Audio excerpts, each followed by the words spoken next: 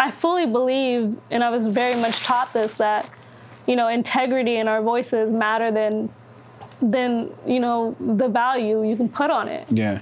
You know, because we're Black people. Like, for decades, you know, hundreds of years, we never had a voice, and now we're suddenly like given the moment, and we're supposed to be like, thank you, sir, and thank you, ma'am. But like, honestly, we should really be like, fuck you. This is what I have to say. Period.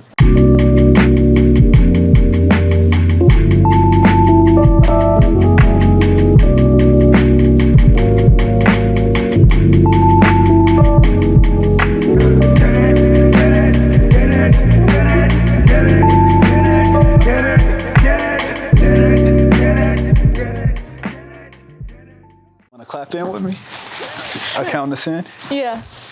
All right. On 1, 3, 2, 1. Oh, we were not on the same page on that one. What? Nah.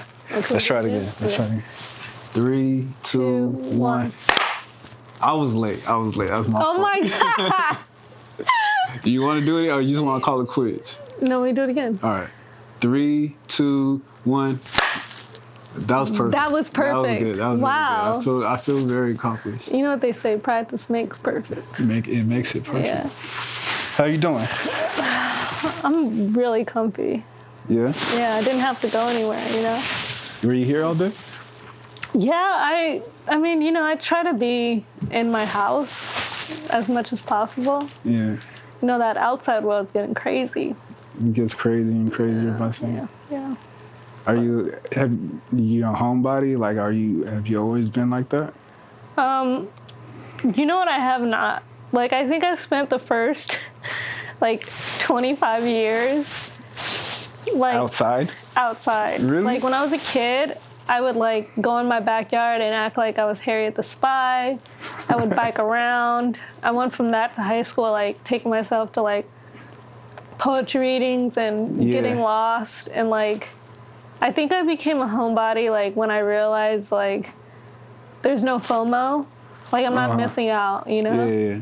So that was what was driving you outside, even, like, in an element, like, as a kid? Like, as being a kid, Harriet? Mm-hmm. As a kid, it was like, oh, my God, I got to go outside. I got to get out the house, you know? Like, there's another reason why I stay inside. It's because of movies. I just, all I do... Movies is like going out, you know, it's like getting out in the world. Wait, you said like going outside is like being in a movie or what? Well, I'm saying like watching movies is like going outside for me. And like going outside is purposeful. Like if I go to a park or meet friends. So you're immersing yourself in the films? I think now more than ever, yeah. Why now? I just have so much to watch that I didn't watch, so much to learn, you know, like when I was younger, I used to, like, do you know the TCM channel? TCM? TCM. TC, yeah. So TCM's like old people channel. Yeah. I used to hate that channel. What? Like growing up, and now that's like a ridiculous statement to me. Yeah. Because I love, like I just love those films. But growing up, it was like, like I don't know what was worse, reading, which I love to do now. Yeah. Or watching like TCM. Yeah. Like it was just like some old westerns or like did they even have like French films and stuff? They had everything. So TCM was like the retirement movie community. It was like if you grew up white and you were like in your like 60s, 70s and you're watching movies from like the 30s to now or 20s to now. And you're trying to feel nostalgic real quick. Yeah, and like when I was in high school, I discovered the channel and I watched a couple movies and then I decided, this is crazy, I just decided to record the whole channel.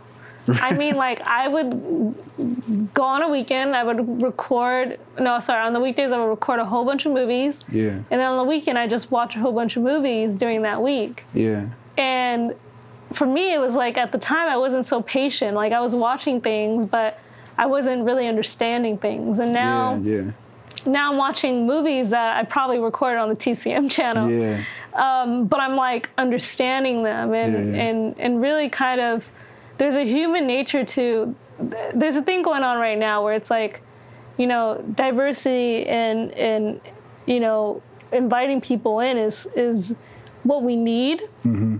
But it doesn't mean that I can't reflect on this sort of nostalgic time in which there were things that mattered creatively to artists that that you can't necessarily just present in film today, you know? Like what? Like what do you...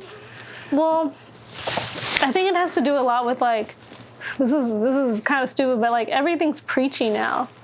And yeah, like, you're trying to like relay a message to someone, like your thoughts, like this is how the world should be. Yeah, and we don't really create content without wanting to like serve some sort of lucrative purpose or message. Mm-hmm. Like back then, like sure, writing was an industry of like, you know, career and financial means, but there's just a certain integrity of creative, you know, like. Of course, these white men in the 50s and 60s, they just got to say things about, like, very more freely, you know? Yeah. And I think in some ways, in Twitter and Instagram, we get to speak more freely, but that doesn't mean we get to put out work the same way. So you admired that freedom that they had? I do, and I also detest it. Yeah. Because it's why isn't everybody able to afford this? Yeah, you know, like we want everything to change, but it's like someone was just telling me this, and I probably can't name names, but it was just someone just telling me like we still think of the way we want a movie to go as whether it fits the budget, not whether it fits the moment. That's very true. Yeah. Like for me, it's like I write in a free way, but I can go over my script as if I'm writing it for a budget of a person that is not involved with the story, you know? Do you like yourself when you do that? No, I hate it, and I don't. I usually don't unless I, like, have to. Like, if someone's going to pay me to do it, that's different than me doing it. But I fully believe, and I was very much taught this, that, you know, integrity in our voices matter than you know the value you can put on it. You know, because we're Black people. Like for decades, you know, hundreds of years, we never had a voice, and now we're suddenly like given the moment, and we're supposed to be like, thank you, sir, and thank you, ma'am. But like, honestly, we should really be like, fuck you. This is what I have to say. Period. You know. Yeah, I was listening to. That reminds me of this one Jay-Z. I was listening to Jay-Z recently, and I forgot what song he was talking about. He said he's overcharging niggas for what they did to the Cold Crush. Ooh. You know what I mean? Like pay us like you owe us. Like I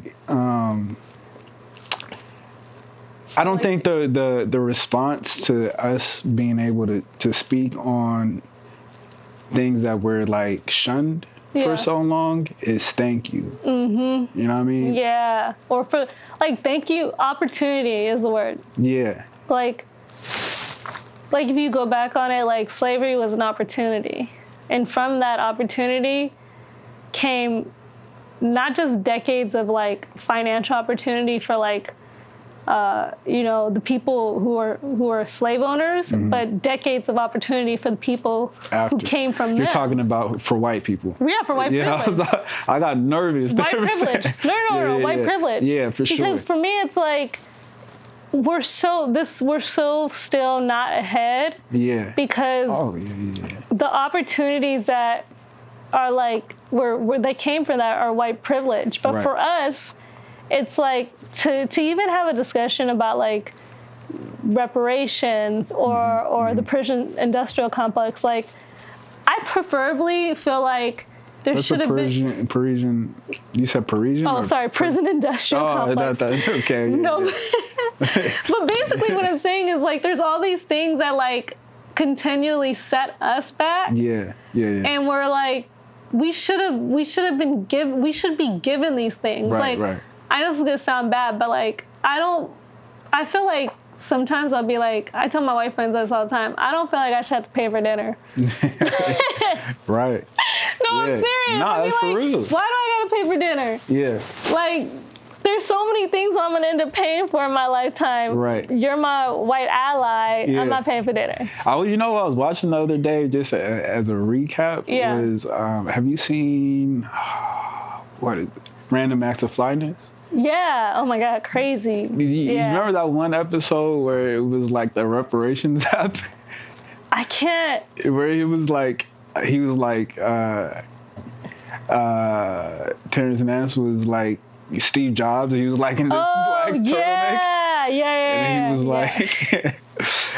like, But that's the shit I'm talking about. That's not crazy. Yeah. Honest. And people started running to the back. Yeah. That was hilarious to me. But then, like, you're like, oh, fuck. Yeah. That's actually what should be. That's what it should be. Yeah. And Dave Chappelle did the same thing, you know? Yeah. Like, for me, reparations, we can do reparations in a very minor way. Here's a minor-ass way of doing reparations. Uh-huh. And my way of doing it is, like, it's stupid, but it's like, you ever go and, like, someone doesn't open the door for you and they're white, or, like, someone in traffic. One of the things I always thought about really bothers me is there's such thing as like car privilege, where even being black in a car is a scary thing. Whether or not it's has to do with a cop or not, you know, it's just, there's little minor things in which you feel like if white people could just make some minor adjustments to showing that they see us as equals, then in some way you'd be paying for all the years of trauma. But like, those things are not, even the tiny things are acknowledged, you know, like not tipping a black waiter, you know, like you owe that, you know? Mm-hmm. No, I think that's the biggest battle of racism to me. It's not like the overt shit. Yeah. It's the subtle shit. Yeah, the subtle, subversive, like how do you tell somebody, how do you prove that a look that someone gave you was racist? You know what I mean? Like, how do you prove, like, the reason why I'm not getting service here is because I'm the way I am? You know what I mean? Like, it's so tough to, like, prove it. And so if you can't pinpoint it, then how do you, like, solve it in a way? You know what I mean? James Baldwin talked about that all the time. He said subtle hate. It's not the loud hate. Yeah. It's like the subtle version of hate that is actually the thing that hurts ourselves and our growth. Right. Because like if you think about it, in the South, it's not subtle. No. And honestly, I like the South because it's not. It's you know where you're at. You know where everybody's at. You see, it's like, you know, all right, so there's this fucking line of hate over there in this cage with me, but it's over there. Yeah. You know what I'm saying? Like, it's like when you watch they'll show videos of like people, like white people yelling at black people in like KFC. Yeah. But like, that's a whole different version of volatile racism. Yeah. It's loud, correct, but it's so much different from being in LA, and I've experienced subtle racism in LA and I've experienced both. Yeah. But subtle racism in LA has made me question me. Yeah. You know, versus like if I was around a crazy white person, okay, I know everybody saw that crazy bitch, you know? Yeah, like you don't know if it's in your head or not. Yeah, but you're like, am I going crazy? Or am I the only person seeing this? Like, or feeling this? Yeah, but I also think it is also a mental issue because I think we've been convinced at some point. I do think this is true. Like, in some ways, we know. When it's embedded us, we know. But in some ways, I do think we imagine racism. Yeah. I think we imagine hate. I mean, we're black. We grew up with it. We were born into it. Mm-hmm. There's no way we don't see it and go, does this person not like me because of who I am? Yeah.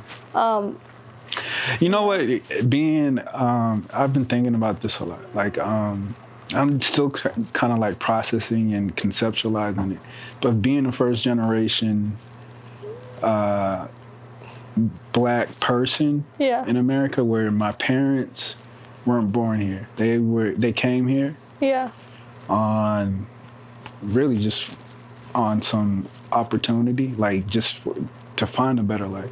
They kind of jump cut like trauma and experience in a way. You know what I mean? Mm-hmm. So much so that like it's visibly different how they carry themselves, and I know white people see it different too. And so like in some ways I can see how they get taken advantage of because of that, because they are the nice African people. You know what I mean? Like well, can I be honest about something? Go for it.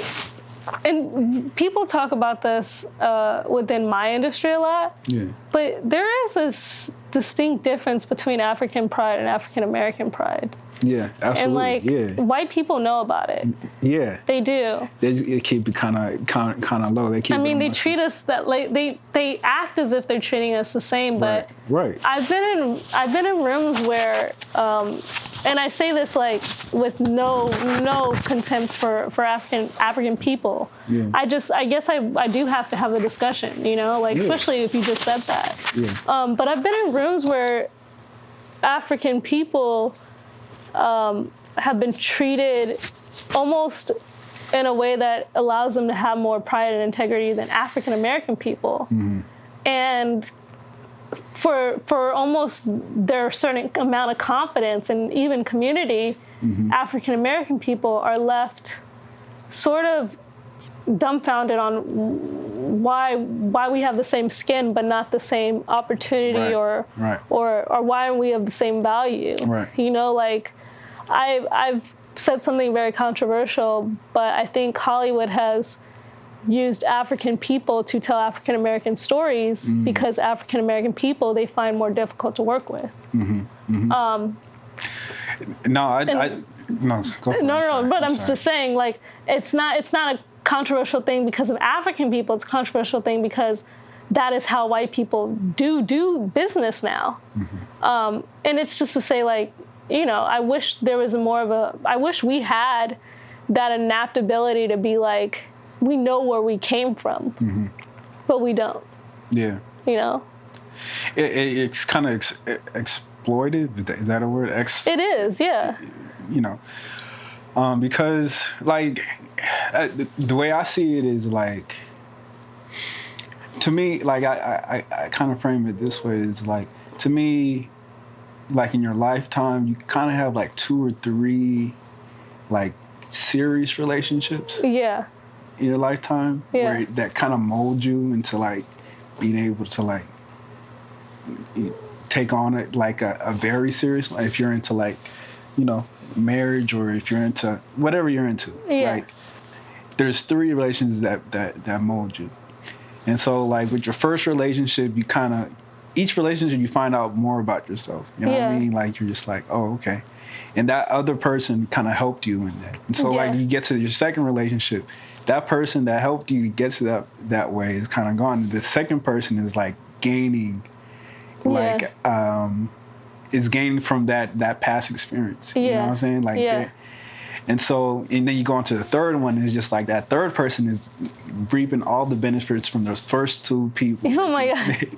Yeah, I know exactly what you're talking about. And then so like I for some reason I think that's like how first generation parents were. Coming to the nation. So they came to America on their 3rd relationship. And so they reaped the benefits of the civil rights movement and, you know, everything that has been done up to this point. Yeah. I mean, not even this point. That's true, yeah. You know, and so it's kind of weird. It's like, especially being, you know, children from that generation. It's just like, like I feel that way as well. Do you? Oh, hell yeah. I mean, I have a very unique case, you know, like I think I often wonder, you know, they say like you understand, you're supposed to understand where you come from. Yeah.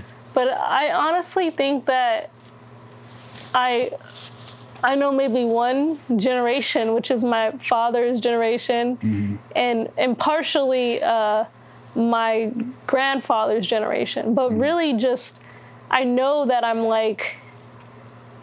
still a part of the generation that's reaping the benefits of someone else. Like, I know that someone carried weight, so then when I got it, it would be a little less. Yeah. But that also makes me feel guilty. Yeah, you got kind of like survivor. Is it survivor's guilt? Is that the? No, I don't even think. I don't think it's survivor's guilt. I think it's guilt. It's just guilt, Like you want to be able to say, like, I just told you, like, remember I was saying, like, when you learn about things, you wish you could do something, Yeah. Like, for me, it's like, I think about my ancestors, and I think about how I couldn't do a day. I couldn't do a day. Shit, I barely can do it 9 through 5. You know what I mean? Yeah. And here I am, like, with you, and relaxing in a way that's just, like, what would my ancestors think of this? You know, like, relaxing. Just in general. Yeah. It's like, and maybe we say, like, they lived through us. Yeah. But it's also like. Do you think they're happy? I don't know. You think it's like, wow, job well done, or is it like? If my great grandmother's here, I think she'd tell us to get our asses up, to be honest, and clean up. Or I think we're supposed to. There's also the thing where, like, African American elders, they do believe that we should go through more strife to get to, a certain level of success. That the job is not done. Yeah, like I constantly hear my grandma doesn't just tell me, like, okay, you're writing, go get a job. She tells me there are certain things to move forward into that she had to do when she was my age. She expects of me to even attempt to do, whether that's getting another degree or so, or there's just a certain way, and it's like, why do you get to do? You should be doing what I did at least once. Yeah. To even say that I brought you into this world because of, Yeah. I wonder if that's like a thing for this world. Yeah. Like I wonder, as people, step into the next realm, if it's more of like a. I mean, I can only speculate. I don't know. The realm, or like when they pass on, you know what I mean? Yeah. Like when they go into a different experience than what we have here on Earth. Yeah. You know what I mean? Well, are they connected in a way? And if they are, is it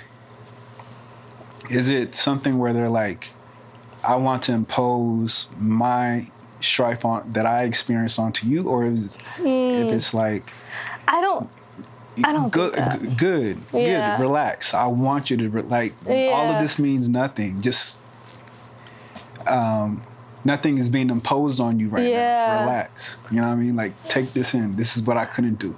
It scares me to think that, because, like, sometimes I'll be thinking about my pop. Yeah. And I'll be like, oh my God, I stayed in my room for like half of the day. And I think my pop would be like, what the fuck you doing? Get out of the house. Is that how he was too? Or? No, it's just like, I just want, like, when I write and I'm in it, I'm excited, and sometimes I feel like this monkey on my back that's like, oh, this person's watching me, they're here, and you don't get these thoughts of a person being present unless they're present. That's what I realize. And more so, it's just to say that, like, look, every moment counts and every moment's so sacred, and I just hope that, like, I'm not wasting time or my light or my potential, because or actually redo that. I hope I'm not like not serving my purpose. Yeah. And what's worse is like with my situation, it's just a heavier thing where it's like I've got to really manage the balance between myself and that person who came before me. And like I'm just now realizing that, I as much as I identify with that person is not who's going to bring me into my purpose. Mm-hmm. That person is just the person who made me realize I have one, you know? Wow. Yeah. That's profound. Like that person is the person that made you realize you had one. Yeah. He did, you know? Yeah. I think that more now than ever. Yeah. Yeah. So, like, where do you go from that? You know what I'm saying? Like, does that motivate you to dig in, or is that something you still kind of like chewing on? Well, honestly, with this situation, it's just hard to realize that stuff comes after. Yeah. You know? Yeah. Because like, I thought my father would be around to see me go into that part of my life. Yeah. And honestly, it just feels like really hard because it's like you look for people to see you. Yeah. Right? And like then like the person who like sees you and wants you to realize that vision of yourself that they see has gone, and you're like, oh wait, I see that. Yeah. Can I talk? You know, can I go to you? And so it's like me is like I have this really odd relationship with like myself and God and my father, because it's like I talk to God quite a lot because I'm talking to myself, and I believe that God part of me is in me. Yeah. But like now it's like I'm going crazy because it's like I want to talk to the person who knew it, knew it before I knew it. And I feel like, if I'm being honest, as much as like me and my pop had this like crazy back and forth, like very much like he was my best friend, and then, you know, I was his knucklehead. Like he was the person who would basically say, I see who you could be. And I just kept on saying like, I don't think that's me, because I didn't believe I could be that person. Yeah. So I'm just turning into that being, and I'm like, I just want to discuss it, or it's like, what's the plan? Yeah, you want someone to talk back. Yeah. You want something tangible, something that you're familiar with tangibly here. Yeah. That can be like, oh yeah, that's exactly what I was talking about. Yeah. You know what I mean? Yeah, my pop used to say something about he used to just give me advice on who I was becoming, and he would tell me, like, we were both so stubborn. But he would always be like, you know, listen, this is what you should do. And the ironic thing about this is, like, I always listened to him. I always heard him. Yeah. But, like, now I listen to him. Gotcha. And so it's totally different. It's just different, you know, like action verbs. Yeah, like I really did hear him. Like I remember things, and I'd be like, oh, I got to remember that. Yeah. But then you never really listen. Listening is a choice. Yeah, and it's something that happens internally first. Yeah. Now, like, shit, I'm getting older. All I want to do is learn how to listen more. Like, like how do I listen to you? How do I listen to others? Yeah. And, you know. Yeah, and I said tangibly, like from what we understand here, is because he could possibly be still talking to you right now. And it's just something that you haven't discovered those senses to listen to that yet.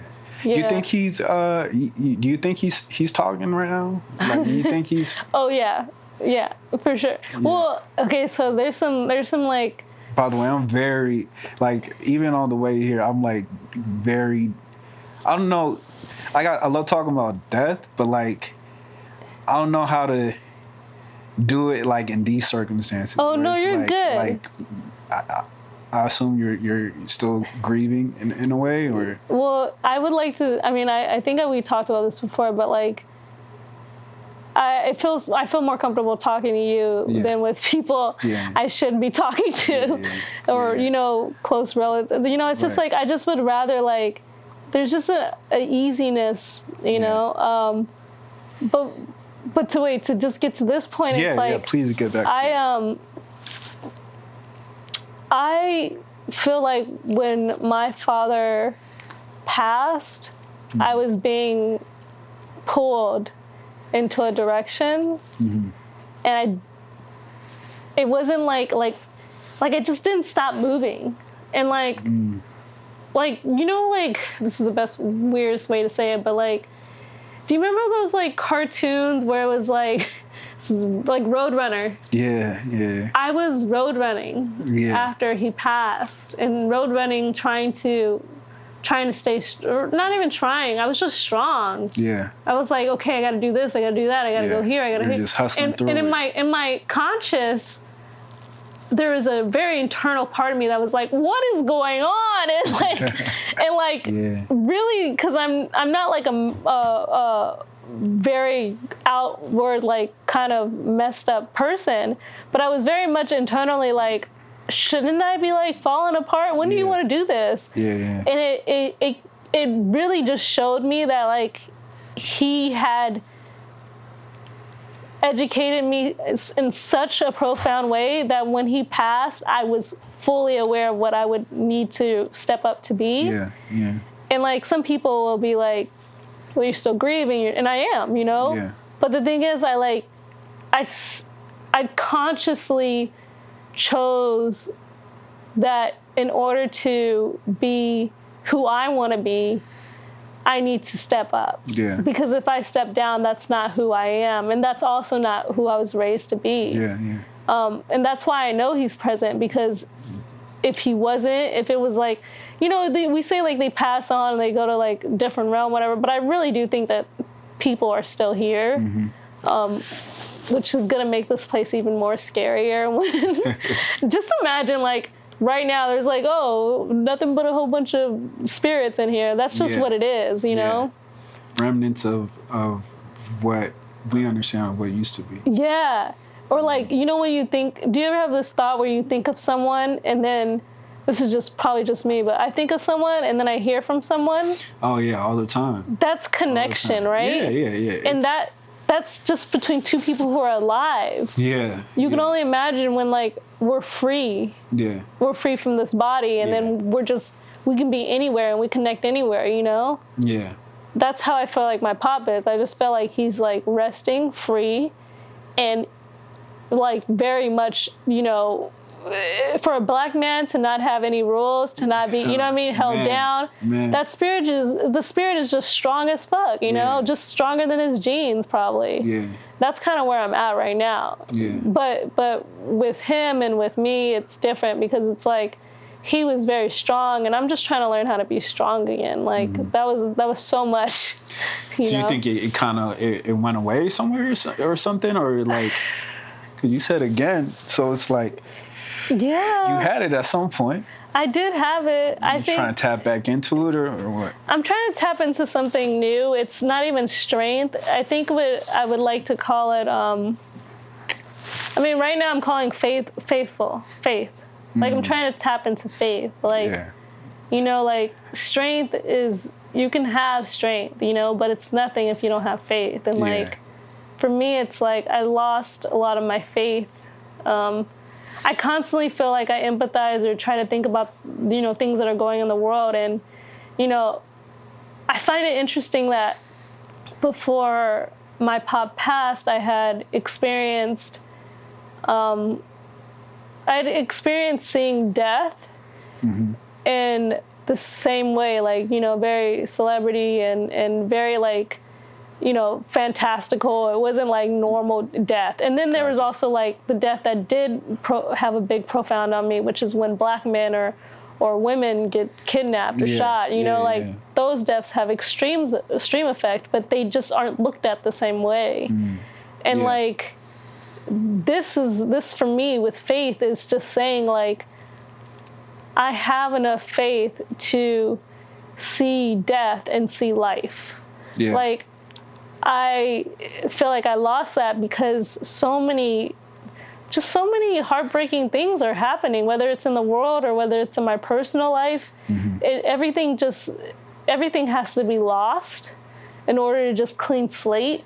Yeah. And then like once the table is clean, you can think, okay, well now I can sit at the table, you know, or now I can like, I have this whole thing. Someone said this. Oh, it was so profound. It was like, when you set the table, you get ready. It's kind of like a pastor said this. I think at like. They always have gems. The pastor says that. I think the pastor might have said this thing at the funeral, but someone said once you set the table and you get ready to eat, and you don't ever really think like as you're setting the table and you're putting everything together, like someone had to clean the table. You know, someone had to set the napkins, someone had to set the plates. Yeah. But like you needed a clean table to do that. Something really crazy like that. But that's me. It's like right now my table is like, it's like full of takeout food. It's messy. Like there's people who are like fast food who need to go. Yeah. They're not good for my system. So you still got some cleaning to do there. I mean, I did. I feel better about it now. Okay. But I mean, you can, and I think there's something about that allows you to like realign, like, because I'm dealing with purpose too. Yeah. Like, you know what I mean? Like, there's something that kind of snaps it into place where it just gets a little clearer. Yeah. And I mean, I don't know. Maybe that's the mechanism of death. Maybe that's one of the many reasons why everyone has to die. You know what I'm saying? For someone else to kind of live. Yeah. It's so crazy that's true though. You know. Yeah, it's a very bizarre experience we have here. I don't know, and it takes moments like that to kind of like rethink that. Like, you know. I think. Well, I wanted to ask. I'm gonna ask you this after, but I wanted to think that my life was supposed to be, you know, like. In terms of where I am, like, there's privilege, you know? And, like, I am always seeing people's struggles and seeing how I want to be, like, I mean, I had this whole thing when I was a kid. I was like, like, I want to change the world. Like, I just want to, like, give people light. And I just think it's interesting that, like, I knew at a very young age that there would be a certain amount of pain you'd have to accumulate, not just like just have one experience with, but there's a certain level of pain you have to accumulate in order to be the person who says, I need to change someone's struggle. Like in order to be like, and one of my examples of it is like when we admire people like Malcolm or Martin or Angela Davis or people who basically had to lead something. They had to accumulate a certain amount of pain and tragedy. And like, I don't say like I'm a leader or any of that stuff. It is something that I'm really interested in. I'm really interested in how to find my own way of leadership. Because I fully believe that like if you can accomplish how to be a positive leader, whether it's in your own family or your community or just in your own life, then you can accomplish a greater purpose than yourself. Absolutely. Yeah. But to do that, you have to sort of understand that you're going to be filled with so much that you may feel like you can't take it, or you may lose your faith. And that's part of that struggle that you were talking about. Exactly, and that's exactly how it is. Also, what is your purpose? Wow, that's a. I don't know. I think that's deeply personal. Yeah. Well, I think I have an idea of it. I think it kind of changes. It does, right? It changes each day. I think the premise is always the same. Yeah. But the task is different for every day. You know what I'm saying? Yeah. So sometimes, like, I think there's there's like a general purpose that we all have to come to terms to do. Yeah. And you know when you do that internally. Yeah. Like there's something that happens internally where it's like, okay, this is exactly why I'm here at whatever time it is on November, was it the 27th? Yeah. November 27th, I'm guessing it's maybe like close to 9. You know what I'm saying? Like, yeah. Like there's something that clicks. Yeah. You know, and to me, I feel like that's divine. You know what I mean? That's what purpose is. Yeah, it's something that it happens in behind the curtain. You know what I mean? And I don't necessarily believe that everybody's supposed to know what that is except for you. Yeah. Well, so listen to this. When I asked you that, it was interesting because I don't know if I ever expect an answer to any of the questions I ask. Yeah. I'm not the interviewer. but I asked that question, and then it made me think immediately of this quote from college. Yeah. My graduating class had we have each year has a quote. Yeah. And the quote was, the purpose of life is a life with purpose. Mm. And it's so funny to really just think about that in this moment. Yeah. And think about it being like, your purpose is your life. Yeah. It's just waking up with, you know what I mean, and finding that internal reason to be like, yeah, this today had a purpose. Yeah. You know? Like, and sometimes that's reflective. Yeah. Like sometimes it's like, it is. I go throughout the day. Yeah.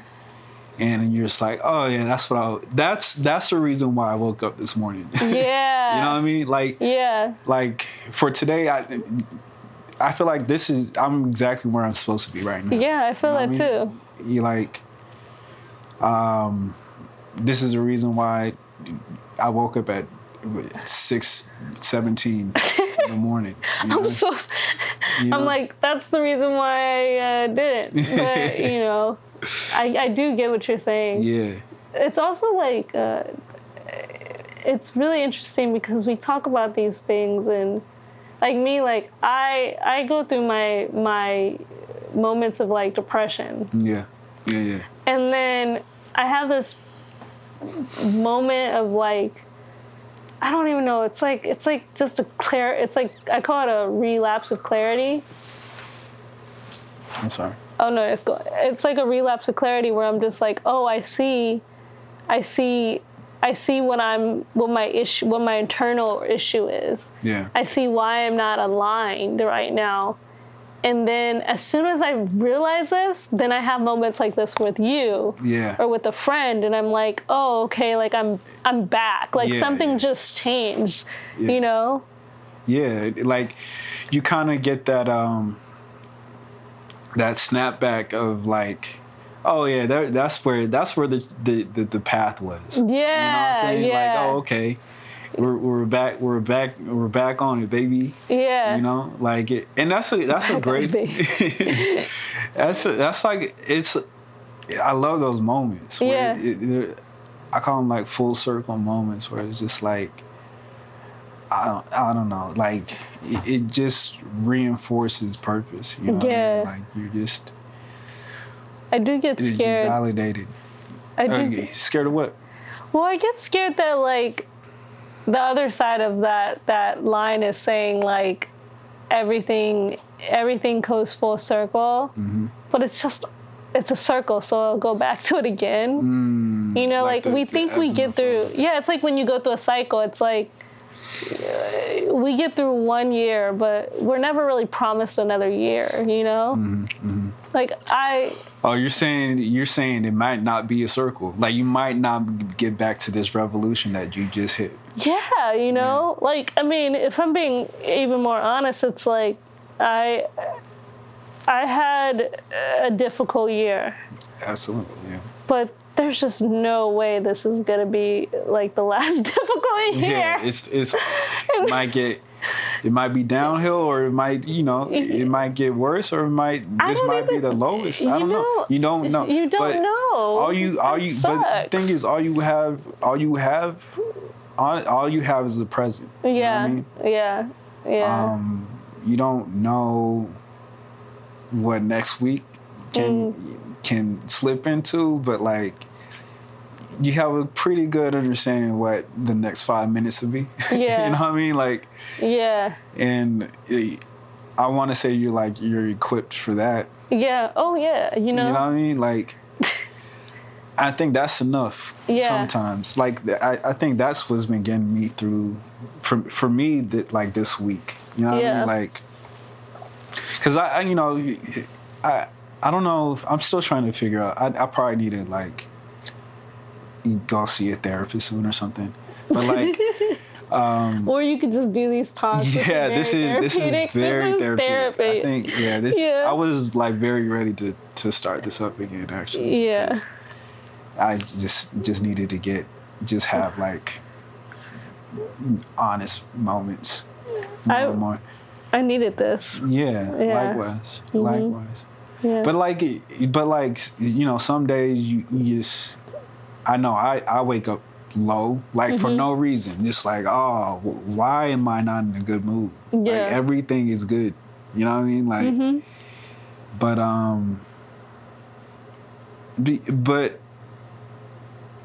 I don't know. There's something about like being able to like put that in a box, and kind of be like, right. I feel terrible right now, but I know I can like step out and do this thing. Like I can cope with it. I don't know if that's the best coping mechanism. No, it's not. You know what I'm saying? That's why I'm saying I might need to see somebody and just find out. Maybe this is the best mechanism of like getting it out. Wait, what's your sign? I'm a Scorpio. Oh, that's why you do that. Why is that? I mean, because the Scorpio thing is very much like you can do that. Like you can put your issues in a box, and then still there's a. I don't know if it's just something that I've learned in the past from other friends who are Scorpios. Yeah. But there's a way in which you move, in which it's like, you can very much get stung, but you can still move along. You know. Yeah. I think I'm the opposite. Really? I'm a Libra, but I have like a ton of water cancer in me and stuff like that, which if I don't know if you know about all that. I'm not hip. Well, basically, once I realize that something is holding me down, I'm not getting up for a while. Like it's just like a thing. Like even within, I just talked about the process of me saying like, I was like speeding through. I was just going through something. Yeah. I didn't see that coming because I am usually the person when something hits me, it takes you out. It just takes me out. And I think it just has to do with the fact that like I always felt like I was the type of person who like I do think I'm stronger than my emotions. But I also think my emotions are my strength, especially for what I do. I'm not just a visual writer. I'm very much an emotional writer and very much a mental person. And like, if I don't have my emotions correct, then I also can't see the words or the sentences clearly. And that's your superpower. That's my superpower. I think so, at least. But like when emoting. But like when one of the things someone was I actually had been told, or at least my father wrote to me once. He said, words are your choice of weapons. And so like recently I just forgot like I can use words to combat whatever crippling issue I have, but I had forgotten that, I had thought that like, when something takes me out, what do I don't know what to fight it with. Maybe I'm hungry. Maybe I'm sleepy. Maybe I need to, I don't know. Isn't that so annoying sometimes? Like just trying to figure out what your mind and body wants. Just like, what's going on, man? Yeah. What do you want from me? I go through the list. Do you do the list? I don't do the list. I say, are you hungry? Are you sleepy? Oh, wow. Do you need love? Yeah. Are you tired? Yeah. And if it's like, oh no, like if I go through the list and it's not that, I think it's either Mercury retrograde or depression. There's just no, and usually what I'll find, which is so interesting, is it's always one of the four. It's always one of the four, or it's spirit. And spirit, which goes into the faith subject again, is the thing that's it's not something that you can just feed, I can always I feel loved by being around you. That actually served my purpose for if I didn't feel loved in the last couple of days. But when you can't explain it, it's because there's a spirit. There's a spirit. It's not a bad spirit. It doesn't have to be a bad spirit or a good spirit, but there's either a lack of spirit or that's within you, or you're just not in touch and connected to something that's just inexplainable, Yeah. Can it also be like the other way around, where it's like you have to explain something and you're not? You know what I mean? What do you mean? Like when you just described the lack of spirit, right? Yeah. So what if it's the other way around, where you have spirit? You have spirit, and it needs to go. You need to release it. Yeah, yeah, that's true. You know what I'm saying? Well, it depends. What are we saying in the context of release? Yeah. You say something's weighing on you heavy. Say even with words, maybe words could be a release. You know what I'm saying? That's true. In the only way to release that spirit that's weighing down on you is through writing. Yeah. So, you know what I'm saying? Yeah, that's true. I mean, mine's like that. Sometimes I feel like, when I hadn't been able to write for a while. Did you have a good weekend of writing last weekend? Oh my God, I had 3 days of just on it. Good. But those were 3 days in which I was just trying to break story. Gotcha. But what was interesting was after that, I had this heavy spirit on me and I couldn't write. Oh, wow. And I figured it was because I was tired, and then I got so much sleep, and then I figured I was hungry, and then I ate so much food. Yeah. And then I was like, what is it? And at first I was like, maybe I just need to see someone. Yeah. And then it just occurred to me that it's spirit. It's that thing that you're not really, you either have too much of or you're not in touch with. And what I found was that what you're talking about, which is I was full of it, but I also wasn't releasing it. Yeah. And I don't know, I don't know what's wrong with me, but for me it's I don't cry, but I break out in voice and word, and sometimes I'll sing when I'm happy. Yeah. I'll watch a really sad movie and instead of just crying, I'll either sing or I'll write. Yeah. Or I'll I'll just have to breathe in it, Yeah. But writing really is the new way for me to just Yeah. But even in a spiritual context, that can be really difficult because for me, it's those things are harder to release. Releasing something that's so internal, it's releasing your soul. Yeah. And if you're not sure exactly what it wants, yeah, that's even more difficult. It's you can go in all kind of directions and not the right one. Yeah, and I have this whole thing where it's Pandoras Box. I have a notion of what. Okay. I don't think I've ever got the full story. Yeah. Well, I know about it.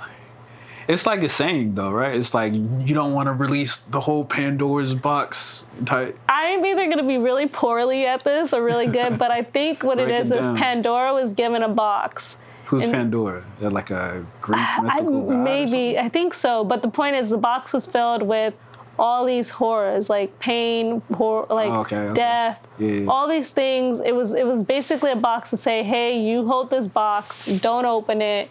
If you don't open it, you'll still attain. You'll still have this this measure of, I think it was beauty or something that she wanted to possess so badly. Yeah.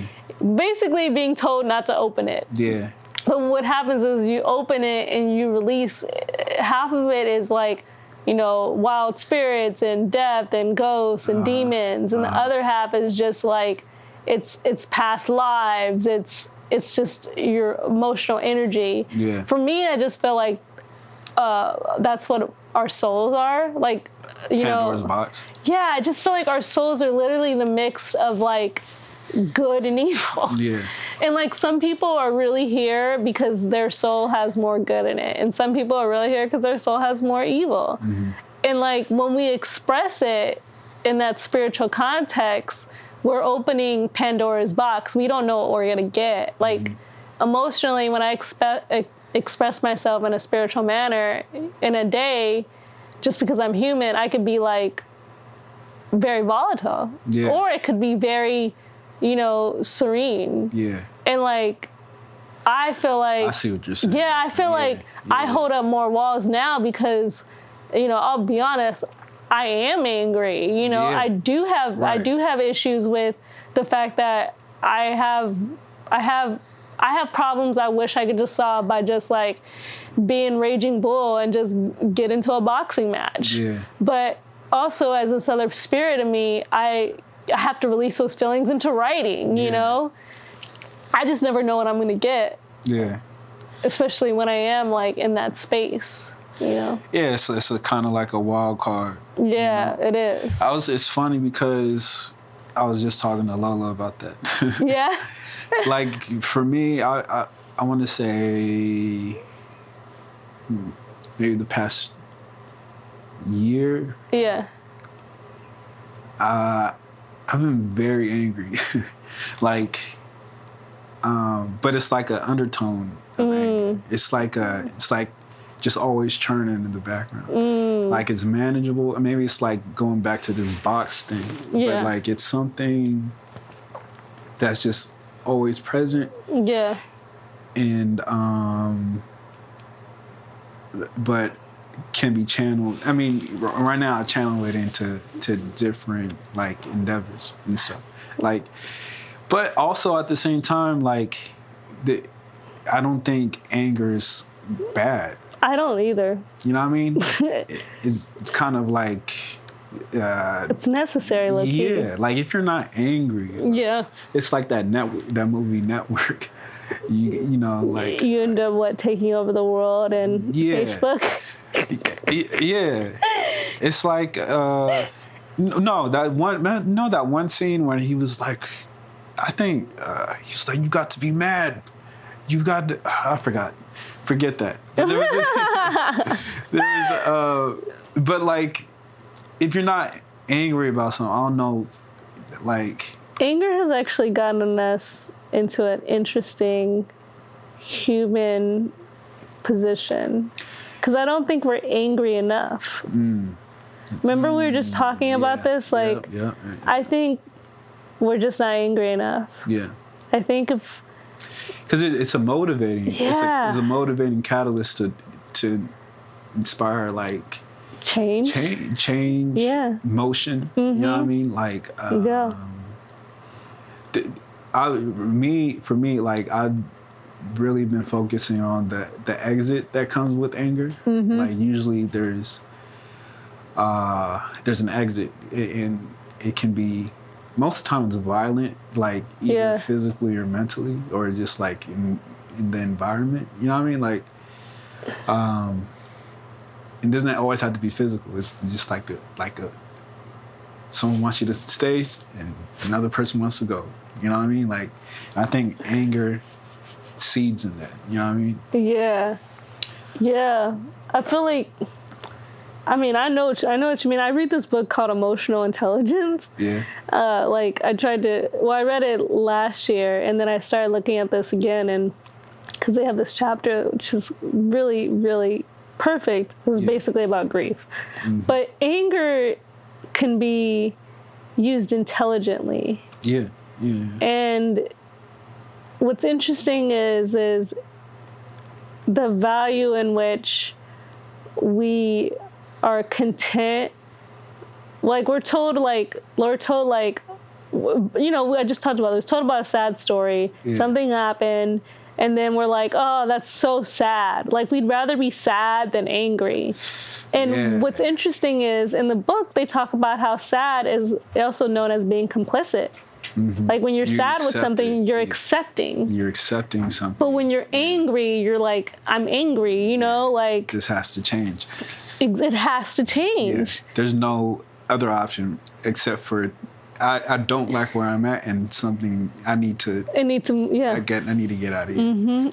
Yeah. I feel like for me, like where I am, it's like. We need to, yeah. We all need to. Yeah. Like, literally, I need every human being to be angry. And what I mean by that is, I need every human being to literally reflect on just the injustices, not the injustices towards a direct person, or just the injustices that are done in general to people as a whole, and be angry. Yeah. Because, like, at the end of the day, it's like, yeah, you know, it is about managing self-care, and we take care of ourselves first and foremost. But it really does put into the fact that, like, when something doesn't change, it eventually is going to come to us and affect us. Yeah. And, like, I feel that. I feel like we're on a very tight deadline where, like, if I'm just sad about where the world is going and I'm not angry, soon enough my world's going to end too. Yeah, there isn't time to like to be sad. Yeah. But we are. Yeah, it's and you know, to that credit, it is a very sad existence we're kind of spiraling through right now. Like, I don't think it gets better unless we get angry. I don't even know if like its purpose is to be better, but I think there is work to do. Yeah, having an effect, you know? Yeah, like it's probably going to get worse before we even see a glimpse of things getting better. But, like, I think purpose is lined into it getting, like, working towards getting better. You know what I mean? Yeah. Yeah, that's actually, I want to say, I've just been meditating a lot on that. Like, it's crazy that, like, it came up, you know? Well, I'm going to start, like, I mean, I listen to, like, this is, like, weird, but I listen to, like, this weird classic music channel, but it's actually for pets, to, like, calm pets down. Yeah. It's music? Yeah, it's music. Okay. It's, like, calming pet music. But it's, like, but I'm, like, addicted to it. So I, like, listen to it when I wake up or when I go to sleep. Pets are interesting. Like, I never grew up with them at all, but, like, there's something going on with pets, right? Well, I mean, pets are like having children. Like, I think my sister's mother was telling me that pets help people process life. And I think my dogs, I've had them for a bit, but they've helped me process, you know, like needs and things. Like, when they need to eat, I need to eat. When they need to walk, like, I need to walk. It's a real reminder of how you're supposed to be living. But, like, in this situation, when I was, like, I put the calming music because I was just like, oh, this is probably going to calm them when I'm out the house all the time. Next thing you know, you over here just zen out. Right? And I was like, what? And then now it's like my thing. I took their thing and made it my thing. Yeah. But I say this because it's like, you know, when I feel triggered, I feel like I need a early response besides feeling sad. And one of the things I find interesting and always interesting is that when I listen to something, like,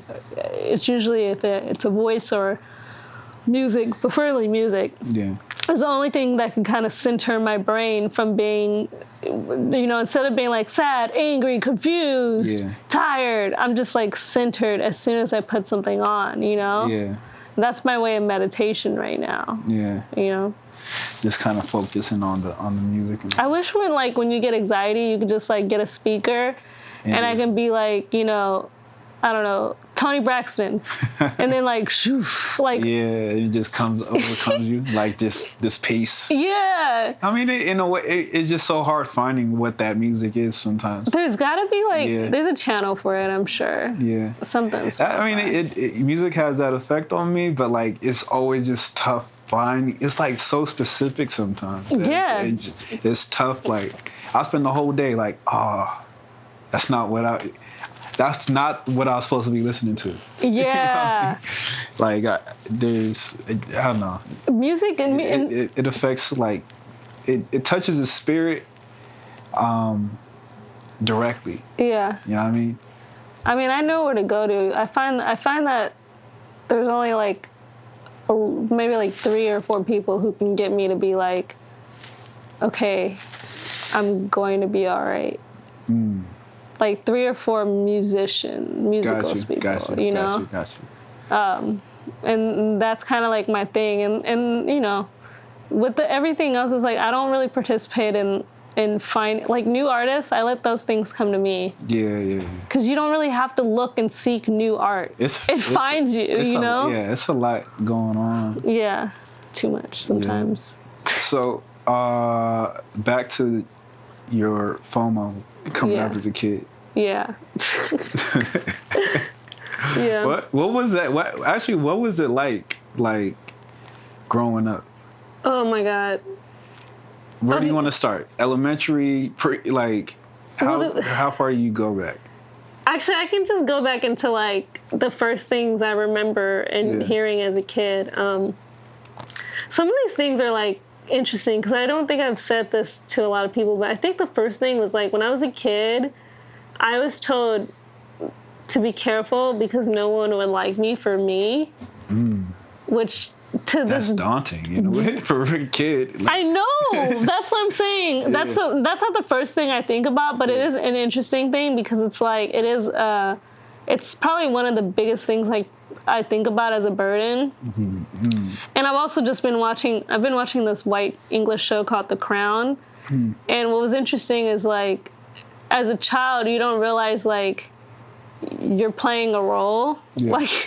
I remember like in middle school I used to hide and like I would rather tell people like my family, like someone in my family played football. You know, like I was so big, I was like, my pop plays for the Rams, St. Louis Rams at the time, not even the LA, like, you know. Yeah. Just hearing your voice get big for that, it's funny. Like, my pop's face. Like just hearing you muster up like the convincing courage to be. Yeah. I think I was really, really, I was always not embarrassed. I was very, very prideful. I had a lot of pride in being like, ooh, you know, I do love it, but I felt like I had to hide a lot. Really? I always hid. I was very much like, because like when you're a kid, like you don't want to be like you think like it's just so much judgment. Oh my God, someone's gonna judge me for this. Like, I was very much like talkative and still like I just want to fit in, and I never could. Like, I was the skinniest person in my class. Like, I wasn't allowed to go to any sleepovers. Really? Oh my God, it sucked until high school. Really? Yeah, I mean. Likewise for me, but what was your reasoning? Parents. Yeah. Parents were like, I think there's a severe, I mean, rightfully so. I mean, you can't just like let your kid go anywhere. Were your parents like scared something was gonna happen to you? That very spiritual. Yeah. You know Okay. what I'm saying? Yeah. Like, yeah, and there's just like, I think when I was a kid, like in elementary school, there's a lot of like molestation shit going on, you know, too. That was my dad's reasoning. He saw a movie. Oh yeah. My dad saw a movie called Happiness. Happiness. And just to sum it up, a little boy goes over to another boy's house, and his dad makes him a sandwich, and then convinces him while eating the sandwich that he should have sex with him. I think I've seen that movie. Actually, it was like it's like an indie film. Yeah. Yeah, And and it Philip had, like, Seymour Hoffman's in Yes. it. Yeah. Yes, I've seen so that movie. fucked up. It was chilling. I was It like, was what chilling. the fuck is this? Yo? He showed me that movie. Yeah, yeah. He showed me that Yeah, I've movie, I seen think, in like and it's 7th grade. that one guy. He kind of looks like he might have played like Inspector Gadget or something. Yeah. Like a while back. You know I that know he who was you're a dad, talking right? about. No, wait. This is the guy in Shameless. Ooh. Who plays the dad? Yeah, which guy in Shameless? The one who plays the drunk, Williams. The one with the long hair that was. Yes. Yeah. But basically, like, when you see that movie in 7th grade and your dad's like, this is why I don't want you to go to sleepovers, you're not really so, like, looking forward to them. You know? No, you're like, yeah, you're traumatized in a way. I feel like my childhood was fun, though. I'm not going to lie. I think one of the things that I was lucky enough to have was the type of childhood where every weekend was like a play date between my family. Like, my brothers and sisters would always come, and there'd always be like a fort. I still love making forts. I used to love making forts. Making forts. With and, like couches? Yeah. Couch cushions? And like sitting up all night and playing Sega Genesis and Dreamcast and Nintendo. And we used to, one of the things I remember was we used to try to do a game, whoever could stay up the longest. Oh man, who was winning that? Were you? I think I always won. You could stay up. I still win. Like that? I still win. Yeah. I don't think it's easy for me now because my energy is like, it's like a vampire energy. Like, I can stay up really late at night, but then I also feel like I need to, like, I don't have, like, it's a FOMO thing. It's like, I don't need to go out. Yeah. To feel like I'm enjoying the night. Yeah. And then I can wake up in the morning and still feel like I don't need to be rushed to enjoy the day. Like, I'm very easygoing, you know? Yeah. I don't really know how I feel about, like, when I was a kid, I wasn't a part of everything. That's another thing. So were you comfortable with that, though? Not being a part of everything? Yeah. At first, no. Nah, you had an issue with that. Yeah, I mean, when... You know, like, even now in LA, it's like... That's very true, actually. People grow up in LA and they're like, oh, I know, we knew each other as a kid. And, like, I knew a lot of people growing up, but I just wasn't, like, with them, you know? Yeah. And what I did instead was nerdy shit. But I'd read comic books, I'd read books. I wrote poetry. But you weren't outside with them. You weren't going. If I did, I rode my own bike. You know. Yeah. You were very self-reliant, self-sustaining. I was. Yeah. I guess I have like a single child syndrome. That's also like 1 out of 7. You know, like I was very much like, I know I'm gonna be alone, but you know, someone's gonna come in and play with me. What child are you? I'm the first. You're the first? Yeah. Oh, yeah. 2 first. I'm the first. Of how many? It's just me and my brother. Oh, you're just lucky. 2. That's cool. Yeah. That's nice. But did you have, like, what was that like for you? Like, what did you feel like you had responsibility early, like I did? Just projecting onto you. Yes and no. I don't know if anyone imparted the responsibility. Yeah. I think when you're a kid, you're like, I'm the big sister. Yeah. You're told the big sister, so you just become the big sister. Yeah. Were you responsible for your siblings? I think I remember this time, my dad, he would have like four of us at the house. Mm-hmm. And he would be like, we'd be like, we're hungry. And he'd be like, all right, one moment. And I would just have this sense of getting everyone up. Like, it was my job to get everyone up and ready so we could eat. Yeah. It wasn't my job. I just felt that you just took it on. Yeah, and in a way, like, it brought me to where I am now, in which I love to say that I am the leader, but it feels somewhat like, I don't know.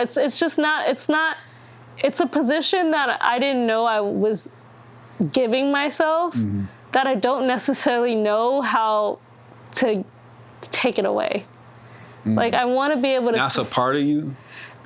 in some way, it makes me a good writer. It makes me a good director. I think it makes me a good leader. Does it make me a good sibling? I don't know. Because I feel like, especially within my family and our dynamic, I feel like everyone wants to be treated equal. And I'll be honest, being number one, even internally, makes me feel like I'm not. And I'm like, I know I am. I know I'm equal. Yeah. Like, that's something I know I am. It's the same thing. You want to be a part of it. It's like, I want to be a part of the group. Yeah, yeah. But for some reason, I'm just so used to not being that way. Not being, not leading means being in a group, and being in a group means not being myself. Yeah, yeah. It's just sustainable, you know? Yeah, yeah. It's crazy, because do you think that's something that you developed because you were first, or do you think like you came out the womb with that characteristic? I think I could have got that earlier than before. It's definitely not. Like, it's not something you developed? I mean, it develops, it grows, but it's not. I don't think because I was born first, it made me this way. Gotcha. I think my personality is very much like anyone who really knows me knows that, like, I am going to be who I want to be. Like, I'm going to follow my lane. Like, if I don't get to where I would want to get to quicker than everyone else, at least I know I did it my way. Yeah, yeah. You know? That's fun, because I got the same. I feel that. Yeah. You know what I'm saying? And I don't know if it's like some first child shit. You know what I mean? Like, but like. It probably is. I don't know. Yeah, like, matter of fact, I think, I don't know. I think about my brother, and I think, I don't know. There's like a sense of like, because he's very much himself now too. I don't know who he has to thank. Maybe he has nobody to thank. Maybe that's just him. Yeah. But I don't know. It's just like that chicken before the egg, or the whole situation. Like, were you born with this personality, or was it because of your environment? Like, yeah. Well, it just goes back to the thing when I was saying in the beginning. It's like, when you're told that, people may not like you for you because of wherever you come from, or because of the color of your skin, or your religious beliefs, like, you suddenly just know that you're gonna have to be this way. Yeah. And like, I think what I did not know is they could be telling me that because of my own family. They could be telling me that because the people I end up being in love with, that they, who you are may not be for everyone else. Yeah. And that sends me on a path to say, well, I'm going to be who I need to be, who I want to be, because it's ebb and flow, Some people may be there, be not, but at least I know that I move forward. Yeah. And like, you got to be okay with that. I got to be okay with that. And and even like, if I think about this all the time, like, if I was born and it was just like I had no siblings, I feel like internally I would be more. This is weird to say, because it's not to say I don't. It's just to say this is how I do feel like. I feel like sometimes I feel like the need to be like, you, no matter how far you go ahead of yourself, you're never really going to be on your own. Like, even if I had no siblings, I don't think I'd be on my own. You'd make up siblings. Yeah, I mean, I still do. I have brothers and sisters, and and those are just different. Like, there's no way the Maya Angelou phrase, nobody can make it out here alone. Like, it's true. Like, I ain't nobody. I'm not strong enough to just be out here doing it. There's no way. None of us can. No, I don't think it's possible. I think you're. Excuse me. You're good. Actually, yesterday at the little situation that we had at at our place yesterday? Yeah.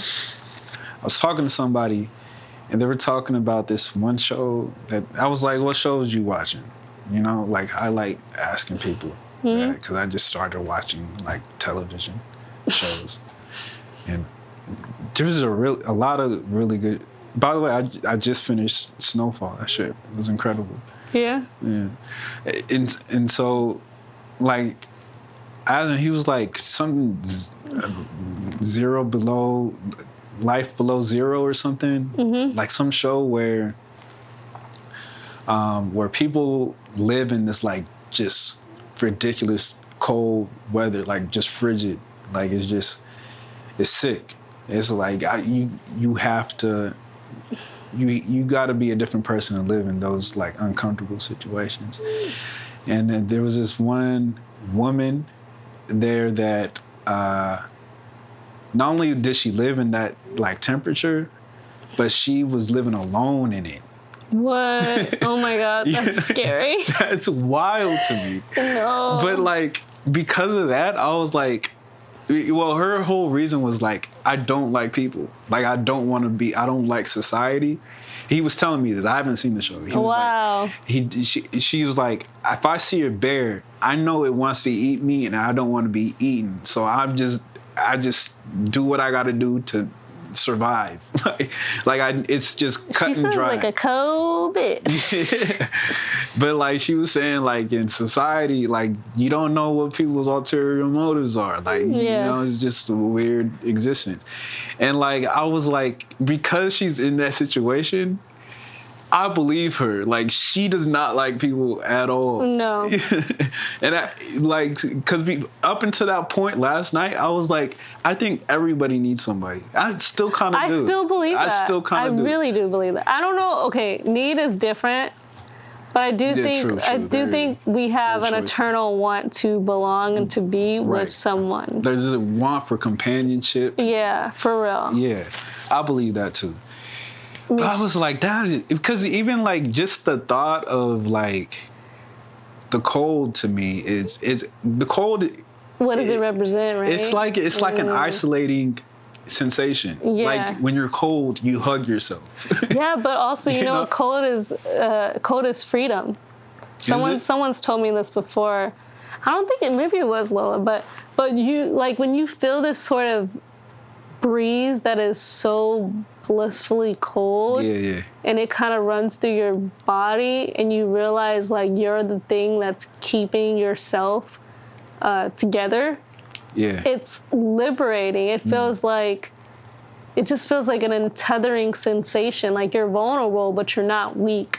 You're strong. You're maintaining a temperature. You know, when you're hot can be known as stuffiness. Like. You know, I mean, I think about this all the time, like, white people get hot all the time. Yeah. And I'll be like, that's because you guys are too stuffy, you know? But, like, it's true. When you're hot, you get stuffy, or it's too much, or, you know, it's just like, ugh. Yeah. Like, you know, you could describe it as that, too, you know? It might be where you're at in life. Yeah, it could be. I think for me, I don't know. Maybe I'm just like in an isolated place in my life. Warmth is love to me, though. Yeah, likewise. Like I just think about like, I think warm and you can, like I see nakedness and just like copulation. You know? Yeah. Like, oh my God. Like you just, where's the nearest person? Like let's kick it. And I think of cold. I think like you put things in the freezer. So like bacteria doesn't like multiply at a rapid preserve rate. Them. Yeah, you can preserve. Yeah. But the whole point is to like stop growth of whatever. You know what I mean? Like it's just such like an isolating, and that just might be because maybe that's where I'm at in life or something. Yeah, I don't know. It probably is. Well, we could also debate because it's like when you think about that, it's like your tone of how you think of hot and cold is different than how I think of hot and cold. Right. However, like for me, it's like I can be warm, like I can be in a blanket. I can be like hot because I love my personal heater. Yeah. I'm like addicted to them. Yeah. You got one right now. Yeah, right. But at the same time, I feel cold. I do feel cold. You know, it's not a cold that is within what the external body is feeling, but you can internally feel cold. Yeah. Maybe that woman was cold, which she was not feeling in her external. Maybe she was warm inside. Maybe her version of warmth wasn't just the weather, you know? Yeah. It was like not like a sensation, but like a state of mind in a way. Yeah. Sometimes I'll be like, wow, when I don't wear a jacket, I feel most content and confident in who I am. And I love wearing jackets. Yeah. But when I don't, it's because I am going out here like a bad bitch who doesn't feel like I need to hide or cover myself. Yeah. You know? Yeah. Yeah. What's the most recent thing you've learned about yourself? Ooh. Wow, what a question.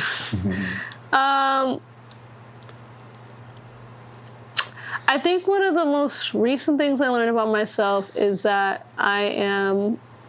this is really confident, I guess, but I am an amazing writer.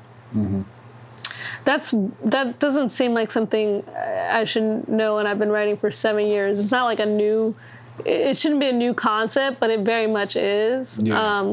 'Cause you get really like, I used to get really like, I don't know. Yeah. You know, and this is a very like weirdly competitive field to be in, where everyone says they're writing, but they won't be writing.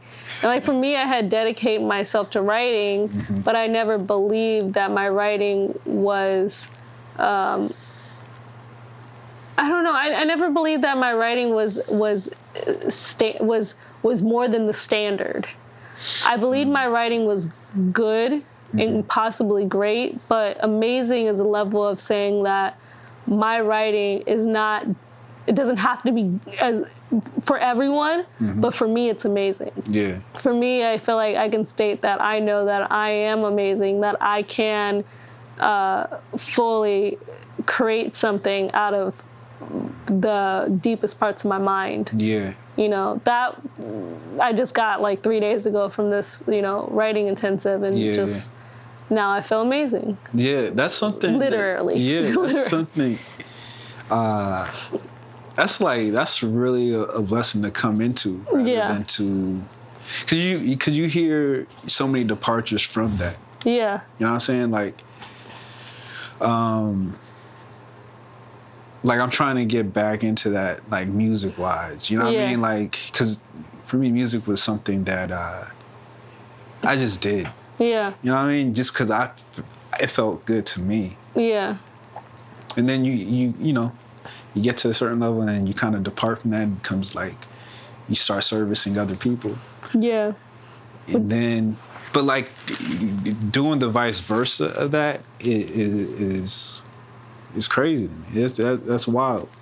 Like that's encouraging. What you gotta do is you gotta lock yourself in a room for 2-3 days and do music, and you don't have to necessarily have the results of creating a project, but you do have to feel like you learned and you put something within it. You know. And that's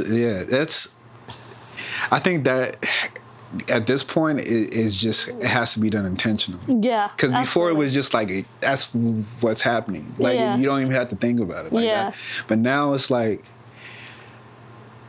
for me, like I'll be thinking about like, oh yeah, this beat is actually trash, but like I learned so much about it. Yeah. Like I learned what I'm not supposed to do. Not even what I'm not supposed to do, but like I didn't know I could do this with this sample. You know what I mean? Like, and it serves little you. Things. Yeah, it serves you, and knowing that it, like nobody's going to like this, or thinking that it is kind of freedom in a way too. And and I think the only like for me, like the only thing I get down on myself is like, damn, I just wasted time. But like there isn't any of that when you're doing that. Yeah. When you're serving, like something else is more valuable than time. Yeah. You know what I mean? In that moment, you know? Who came up with this idea of wasting time? I don't know. Because, like, Bro. I think about this all the time. Like, I think about this all the time. I am really, I'm really not the person who, like, always sets alarms or always intends to, like, devote, like, I don't intend to devote my life's time into filmmaking. I don't. But I intend to devote my life's time into whatever I want to do creatively or, you know, pursue. Yeah. But, like, when we say we waste time, it's as if we knew what the time was being used for. Yeah. Like, so far It's ahead so of time. arrogant. Yeah. It's so arrogant. It's so It's like arrogant saying, to like, think. Yeah. like, I'm wasting time with you. Well, What? motherfucker, what are you going to do in 2 hours? You don't even know. You don't know. You don't know what You don't know. that holds. Yeah. That's very true, actually. It frustrates me. Because, like, I'd be thinking, like, did I wait? I remember... It's very before true, all this stuff happened with when my pops passed, I was in a situation where I wasn't allowed to do anything but get my health together. Yeah. Like my physical health. And I was like, I'm wasting time. And I was like, so what you mean is you're wasting you think that you're going to use time better, not for yourself. Yeah. Like, you're basically, you know what I mean? Like, while you're taking care of yourself, I'm like, I'm wasting time. There's so many things I can do besides take care of myself. But you are the most important. But I am the most, if I go out there and I don't take care of myself and something happens to myself, you're going to be like, you didn't even use your time wisely. Like, what are priorities? Right. Like, you can't, if you're not good, you can't even handle what, it's just bad management. It is. And that's what I'm saying, like, I thought I used to I sit a lot. I go, you know, between getting myself out there in the city or in the world or staying in my house. And I get out a lot, but I used to think that staying in my house for like a day, just a full day, was the worst thing I could do. It's the worst thing I can do. I used to be like, I can't believe I stayed here in the house for the day. I mean, I actually thought about this just this past Monday. I was like, I can't believe I'm, you know, the week of Thanksgiving, I'm staying in the house. Yeah, you were just saying it. But the truth of the matter is it's no one else's time but my own. And unless I found another use for it, the time to stay in was then, you know, like that time this is what we're here for. Like, if I would have decided to be anywhere else with that time, who's to say whatever I would have gotten done or didn't get done? But the time is mine. Yeah. It's me. Yeah. It says exactly. ME in the time, you know? It's very true. It's not. You preach it right It's not like anyone else's, you know? Yeah. That is solely for you. Like, and I waste time with people. That's my issue. I think I had in the past is usually you waste time with other people. It's not until you're with yourself you're like, damn, you know what I could have got done? Yeah. You know? Yeah. Yeah. Yeah. I mean, there's a. I mean, it's linked to. I think time is also, well. When you're going back to purpose. Yeah. Like, time kind of folds upon itself. You know what I mean? Like, you know, you just kind of, there isn't any of that. You know what I mean? Like, yeah. But, how you feeling? I feel good. Yeah. Can I ask you one more question? Absolutely. Make it good. I know. I feel like I haven't done this in a while, so I'm trying to remember how I phrase this. Do what you gotta do. Okay, let me You can dig deep. Let me gather myself. While you're doing that, I feel like I just wanted to just hum. Elevator music. Okay, you do that in the background. Okay, I got it. All right. What is something the world does not know about you but should? Oh, wow. That's really a good question.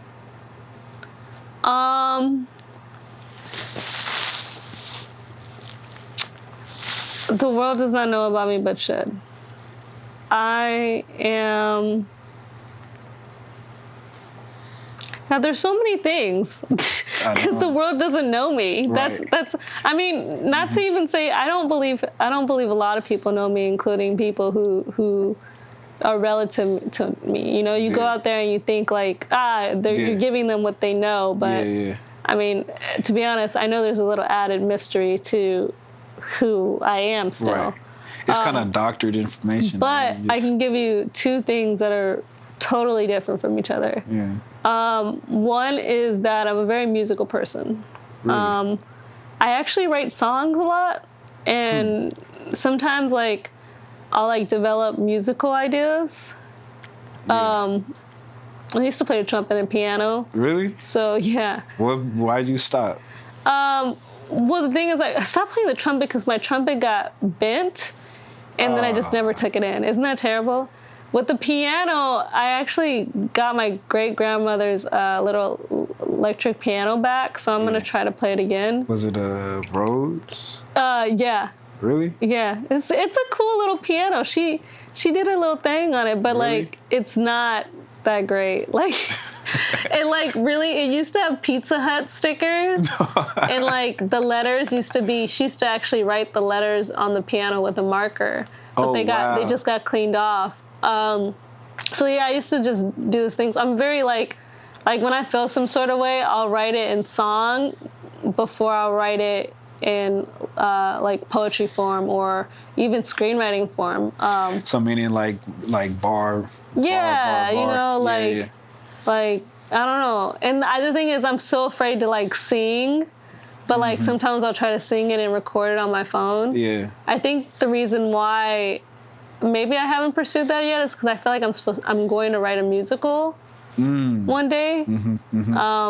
So it's just always like a prep for that. If I had another life, it would be like I'd probably be one of those young black girls who was writing for like black male pop groups, like Motown groups, or like because black women did a lot of that work. Yeah. Or I'd be writing like I don't know, like just dance numbers for people within the 60s and stuff like that. What does writing give you? Writing gives me, I think. Like, do you receive anything from it? You know what I mean? Like, yeah. You do so much writing. Yeah, I think writing gives me that like, damn, bitch, you wrote that. like that. Ooh, that sounds good and deep like that. Ooh, you know. Yeah. That's one thing it gives me. The other thing it gives me is like when I write something, it gives me a sense of gratitude because not everyone has the words. True. Like, I'm able to say, I have a lot of friends who say I don't write, and I'm like, how? How? You talk, but you don't. How are you here right now? Yeah, like, it's such a, it really is such a sacred art form, actually. It really is. Even, like, because you don't have to be good at it. Yeah. You know what I mean? Like, there is no such thing as being, like, they're diaries for a reason. Yeah. You know, like, it's a meditation on self in a way. Yeah. The observer you know what I mean? It's also, like, language. Like, we learned how to speak, but before we learned how to speak, we actually learned how to write. We learned how to, like, put things on walls to explain things. Yeah, we didn't know the words, but we knew how to write. Yeah. Wait, the second question is oh yeah, one thing in the world, I need to say the other thing. I really like this one. Yeah. The other thing, taking you on tangents and stuff. Yeah. Well, the other thing that I guess the world doesn't know about me is that I really want to be like a historian. I want to be like, I really want to do this sort of project in which, whether I live in the South or elsewhere, I really want to record our people's stories, not just like in a sense of like for like visual storytelling, but a sense of recording. Like in Africa, there's like libraries where people, their job, mostly by the way, British white people's jobs, but in some form they're recording languages and stories that they've heard from decades and decades, you know, of our history. And I think there's not a lot of people who are doing that here in America, especially when it comes to people of color or Black people. And so I have this sort of idea that, like, I really want to go around the world and record, you know, a woman who's 96 or a child who is an immigrant who's maybe like 13 or 14 that's gone through this process, this rigorous process. I want to, like, record their stories and sort of make them human mementos for where we were at the time. And it's kind of like an anthropologist work, but it's something that I'm fully believed in, that I don't believe I'm meant to just write for myself. I just, you know, again, not everyone could write. Yeah. So there has to be a way. You hear that thing where, like, people are like, write my story. But, like, someone is in prison right now, and their story does deserve to be written by. Yeah. The same way someone who is a child and got, you know, goes to the foster care system. Yeah. Their story needs to be written. Yeah. And I got pen and paper, so I think I just should just go around writing it, you know? Right. Yeah. So you want to do that through written form? Yeah, I do. I mean, I want to record it, but like I want to write it first. I want to give like a chance to like have something in a narrative form. But the ultimate goal is, like, if I do a lot of women, right now we're in a very, very sacred place where no one really realizes this, but the generation that remembers their parents' generation, which was basically not civil rights, but actually Reconstruction. So the Reconstruction generation, which is basically like, if you really think about it, it's like 1920s, even though it started earlier than that. But that generation, those ones who had parents or great-grandparents, they're about to die, and we're not going to have those stories. Their stories are going to die with them. It's literally the last generation of our past. Yeah. And it scares me because there's so much to learn from that. You know, I'm not really a futuristic person. I don't really want to know more about the future. I just want to know more about the past. What does the past serve? I mean, serve? What does it do for you? I guess like, what do you? Is it more of just a learning tool, or do you get more out of it than just learning? Well, knowledge is like power. So the more you know about anything, you know, you just get more oof. You know. Yeah. But ultimately, it's like, I feel like, for me personally, if I knew more about someone who was my elder, then I'd also know how to pass it down to someone who I will be their elder to. Very true. Like, it's just a storytelling person. Like, what am I don't want to tell, you know, children about Facebook. And I want to tell children about... There are better stories. There's better stories. Yeah. There's better stories, and also there's more history. And, like, what really scares me is, like, we don't realize, like, some of the content we're putting out here is not true to fact, even if it was a true story. And, like, we're missing the little details. And the little details, especially of our stories, matter. And we tend to, like, overlook those little details, saying they don't fit in the budget, or, like, they're not good enough, or that doesn't make any sense. But the little details are the thing that we actually remember, so that when we grow up or we move into the next chapter of our lives, we still remember that and we can work on that, you know? Yeah. Like the term I just used, knowledge is power. Yeah. I didn't come up with that. I remember that little detail in a speech. Yeah. I think my father might have told me, and I still say it at least once a month, you know? Yeah. So it's very true. Like, the details of our past, like there's a great deal of time that I it goes time again. Yeah. But there's like a great deal of time that I spend trying to remember details from my past to like kind of make sense of why I am the way I am now. Yeah. And so when you have that in a place that you can like go to, like, I don't know. I mean, with any story you tell, there's always, you know, they always say it's 2 sides, 3 sides to the story. 3 sides, 2 sides. There's definitely 4 sides, probably. 4, yeah. But it's like a camera. Right. And so, like, it sounds like you're hitting the side that's just not that hasn't been tapped into. Well, it's history. Yeah. Her story. It's everyone's story. Yeah. Yeah. Yeah. You feel good? I feel great. Do you have anything to get off your chest? To let these niggas know. If I go around saying, let these motherfuckers know I'm about this shit, come at me, my album's coming out next year, better look at me, 2020, I'm about to have that 2020 vision, 2020 vision, better see me, what ain't no glasses. What does 2020 vision even mean to the layman? 2020 vision is actually literally my new phrase for all of next year. It means I'm seeing so clear that you cannot cloud me with bullshit. But is there a clear vision in 2020 though? Yeah, well, maybe not for everybody, maybe not for this world, but for me it is. It's like 2020 is like, even if everyone's shit is trying to get cloudy, even if this world is like trying to go into some like very foggy place. Yeah, you got the 2020 on. 2020 vision. No sunglasses, no glasses, no contacts. 2020. Deuce.